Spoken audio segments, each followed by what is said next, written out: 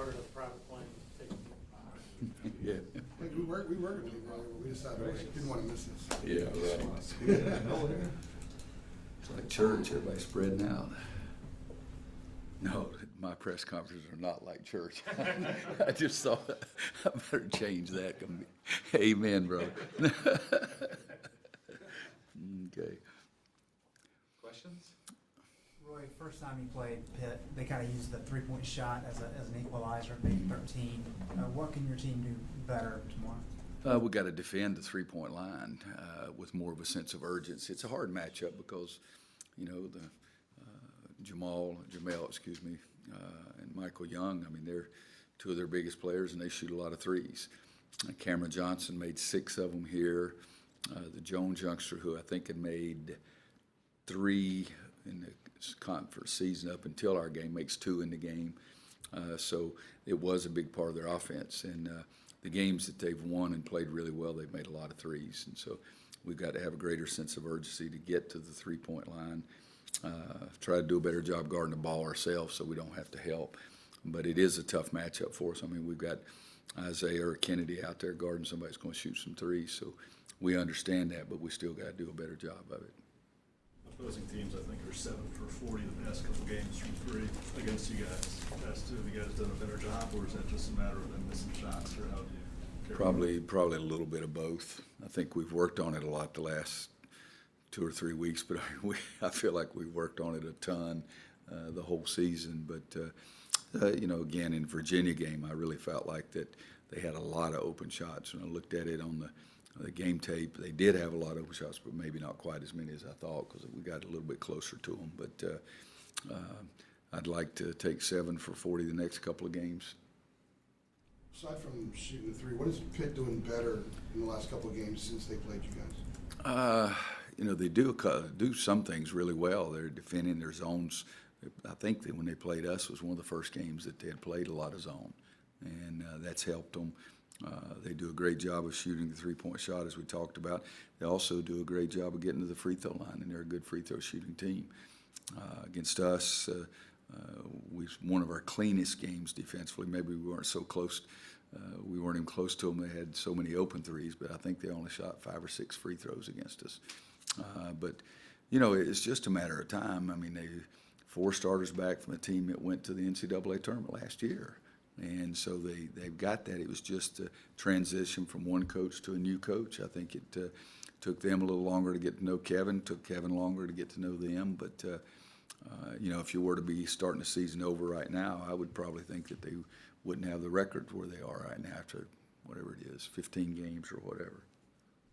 If there's a silver lining to playing this Saturday, Monday, how much do you benefit from having played both of these? Are the second time around with these teams as opposed to?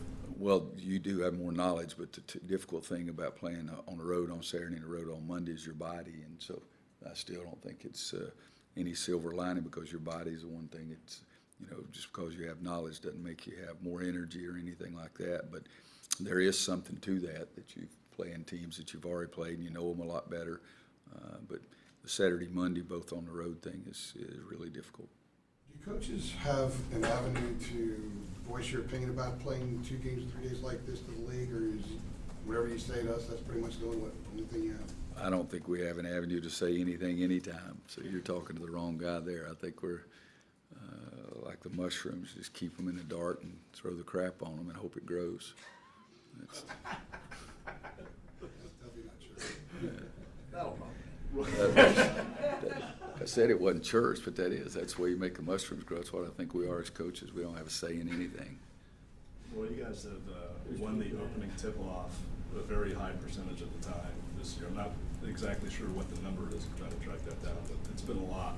How important? It's amazing you say that because the last 5 or 6 games, we think we've won it once or twice.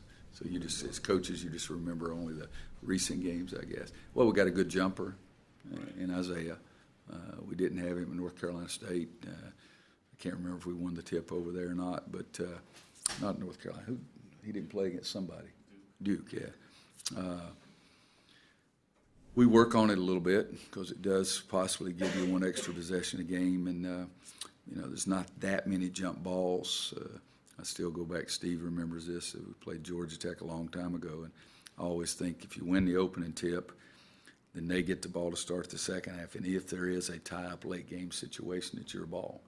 And against Georgia Tech, it was a tie-up late game situation, and we had the lead, and a 2-point lead or whatever it was, and it was a jump ball, but it went to them and they scored. So I always think it's important, but it is one possession. Without ringing up big point totals last couple games, I know that you don't like that style or those low totals, but did you gain something from that in the big picture? Well, I think it was really two weird games. I'm thinking, Virginia and Louisville. Virginia, the style of play made it. I think both the teams, when us and Louisville, we didn't shoot it very well, and we didn't run up and down like we both like to, I think. And I can't tell you what the reason was. If I'd known it during the game time, I would have changed it for sure. But I don't think either one of us wanted a low-scoring game, whereas Virginia, they want a low-scoring game for the other team and a high-scoring game for them, but that's just their style of play. But I would have thought that the Louisville game would have been much bigger than, 137 points. I would have thought it would have been a lot more than that. Roy, knowing that it's a difficult next couple of days, two difficult games, is there any benefit down the road when you hope in the NCAA tournament you're going to be playing 3 weekends in a row where you're going to be playing 2 games in 3 days? It's the one difference is you're in the same location, so you're not traveling back and forth and all that. You do get them ready for tournament play. You build your momentum once you get in the tournament. So, you can make a case for it that is preparation, and that's the reason we do try to play an exempt event and get some preparation for tournaments there. But it's different. You're playing conference games, and we could leave Pittsburgh and had a bag full of pecans when I started. Could go to Pittsburgh and then stay up there, or go to Charlottesville, but we like to come back home. You're still not in your home scenario, and that's the toughest thing for me is that. But conference play gets you ready for tournament play. I've said that all along, but I do think that the Saturday, Monday turnaround is difficult. I think Virginia, did Virginia have both of them on the road last week? Yes. Here in they were in Miami. Yeah. Okay, so they were way away. I think that's just difficult. Duke had at Wake and at Notre Dame back in January. Is there a March mindset, and if so, do you sense your team is trending toward that right now? I think there is, but I don't think we're there. I mean, we talk about how important the regular season is to our team all the time, and that let's play right now and not be looking down the road. If you look down the road too much, I always say that's where you're going down the road back home. You don't take care of your business, and so the ACC regular season is extremely important to us, and we start talking about postseason play after we play the last home game. I mean, and that's really the only time we ever start talking about it, because we have short-term goals, long-term goals. But I think the regular season, if you're going to play something for 18 games, 9 weeks, that's pretty important. We talked a lot in October, November about leadership on this team, and that was, at that time, it was coming from the upperclassmen.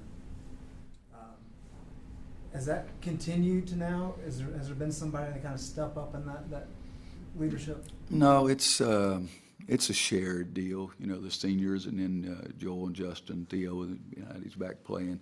I think they've really done a nice job, but it's been much more a shared thing than it's been at sometimes in the past when you had a David Noel or a Marcus Page who just felt very comfortable in that role. We've had to have good leadership because we started out and thought everybody was healthy, and then we lose Theo, and then get him back, and then we lose him, and then get him back, and then now we've lost Kenny. I just looked in the first 6 minutes of the Pitt game here, he drew 2 charges. And so the leadership has to take care of those things, because we've lost Tony, we lost Joel, we lost Theo, we lost Kenny, we've missed Isaiah. So it's been important for everybody to stay on the same page, and I think they've done a nice job. Do you have a preference? Yeah, not lose anybody. But you're talking about leadership, Right. huh? Okay. Whether you'd have one person like a Marcus or a Bryce. And I don't really have a preference. I like to let it happen.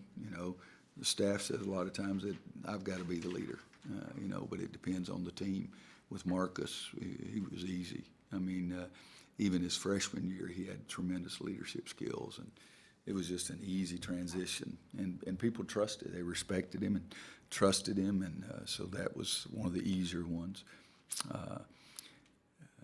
We've had pretty good leadership about every year. It just sort of comes naturally with the way we try to play and run the thing, I guess. I know senior day is still more than a week away, but Solon White is going to be playing his final home game after what seems like forever. Yeah. Here, have you ever had another guy in your program 6 years? I know he was gone for 2 seasons. With No. Mission. No, never had got to take a Mormon mission. Scott Pollard put off his Mormon mission and played for us the whole time at Kansas. But I've never had a guy for 6 years. I've had a few guys for 5, not many, but still has been around a while. We get senior day tomorrow. That's what I'm worried about. I'm not thinking about our senior day. How would you characterize what he's kind of to you guys over these past several years? This year he's really been good. He's really been good in practice, and the times I've given him times in a game, he's done some good things, even though he didn't intend to bank that shot in the other day. I asked him, and he said when he let it go, it felt really good. I said, well, it ended up, I thought it must have felt really good. I said, but I didn't think he was trying to bank it. But he's been fantastic for us in practice. He's been hard for the guys to handle. He's tried to do what the other team, the preparation, the scout team, or whatever you want to call it. But I even told him the other day, I said, I praised him in front of everybody, and that maybe I haven't even given him as many chances as he really deserved. And then I said, would you rather have my praise like that, or would you rather have some plus points to get out of running and me not say anything? Man, Coach, that's a hard decision. I mean, he's really been a treat for us. Does that seem like forever ago when he started that game against Kansas in 2012? I mean, Yeah, that was a long, long time ago. It's 5 seasons, I guess, and that was a tough situation for him, and I would have liked our chances if Kendall hadn't gotten hurt, and he did some nice things, but he didn't make that many plays for other people, but he didn't hurt us, and so I thought he could have been one of those great stories if we had kept going. Back to the importance of the regular season, do you have the standings posted somewhere where the guys see them all the time or anything like that, or? No. No. Do you think guys come in with understanding the importance of the regular season? Is it ingrained, or do you? We say it early in the season. We want to win the regular season championship. That's one way to get a banner up. So we established that as one of our goals, and had some really good teams down the stretch that I've said you're in control. Play yourself. Don't worry about anybody else. Just play yourself, and that's the position that this club is in right now. But I think it should mean something, and so we do emphasize it when we're even in the preseason talking about what our goals are. Roy, this is kind of a look ahead but look behind question. For so long there was the New York pipeline, going back to McGuire and Coach Smith. What is it about New York basketball now? It doesn't seem, not just here, but just universally, it doesn't seem like as many kids are really being produced here. We haven't recruited New York a ton like North Carolina did in the old days by any means, but there's so many good players still in New York. I mean, my gracious, there are really good players there, but there's really good players some other places as well. Coach McGuire was very comfortable there, had so many contacts there. It was really important. And then when Lenny Rosebrook and Tommy Kearns and those guys came down, then they set a bar, and some of the New York guys saw that. And then when Coach McGuire left and went to South Carolina, he had people coming down there. And Coach Smith had so many tremendous contacts that you still kept recruiting there. And we haven't done that much of it. We've done some guys we really, really liked, but I haven't limited myself to any area. When I was at Kansas, I felt like we had trouble coming east, so I went to California a lot, and we had quite a bit of success there, so we kept going. But here I haven't necessarily, well, in Kansas we had a lot of success in Iowa too, and part of that is continued here as well. But there's still a ton of really good players in New York. But there's really good players in North Carolina too, and I like recruiting those kids too. When you were first here, you recruited a lot from LA, Dion, Alex, and Larry. Are you still recruiting quite as much, or is that pared down some? Not as much, but we're still, we're not limited geographically, but, we had 4 transfers here and they were all from Los Angeles, so I said, well, maybe it's not as good as I thought it was, but we still, I would still go there if it was right. I still have a lot of good friends that I think would see kids and give us good recommendations. But I want to recruit North Carolina more than anywhere. That's where I want to recruit. When do you remember the first concept of like positionless basketball? You hear that term being thrown around a lot with guys just playing all 5 spots or all 4 spots, stretch 4 and this and that. When do you remember that becoming a real trend? Oh man, the terminology was what was his first name? Mason. Played for the Knicks. Anthony Mason. He was the first guy I ever heard called a point forward. I think he was the first one I ever heard called that. But we play a freelance motion passing screening game here, which in itself makes them positionless. I have to say, okay, you go in for, you're the 1, you're the 2, you're 3 to run out of bounds plays. But so I've been doing that ever since I started being a head coach, because that's what we played with Coach Smith, was a freelance motion offense with screens or without screens. And so that in itself is what it is. You have to have, and you may not have to have numbers out of bounds. I don't know. I've just always had them to make it easier for them to remember. But other than Anthony Mason, I think that's the first point forward I ever heard of. But the game has changed because of the three-point line and the importance of the three-point line. And you still have guys like me that still believe the inside game is just as important. Other guys think the three-point line is more important. I happen to want a big balance of both. But I can't think of anybody before Anthony Mason. And the way we've always played, I've had big guys out on the court. Ray Flafrance, when he played at Kansas, he shot threes. Tyler Hansbrough shot some threes. So it's the way we play. It's sort of been positionless anyway. Has it made it more difficult to find kind of like a true power forward, a true center these days? Well, there's no such thing as a true power forward. You're either a center or you think you're supposed to be the point guard, that kind of thing. So, but I find guys that I look for guys who can score inside and can get the other team in foul trouble. And, Marvin Williams was an inside player who could really shoot. Jawad Williams was 6'9", who could really shoot. Tyler Hansbrough could really shoot, but his value to us was getting the other people in foul trouble and playing inside. You do have a lot of kids that don't want to be a center, but every now and then you'll find one who realizes what he is, and I don't think there's anything wrong with being a center, so we recruit any combination of them. Anybody else? All right. Thank you, guys. Candidate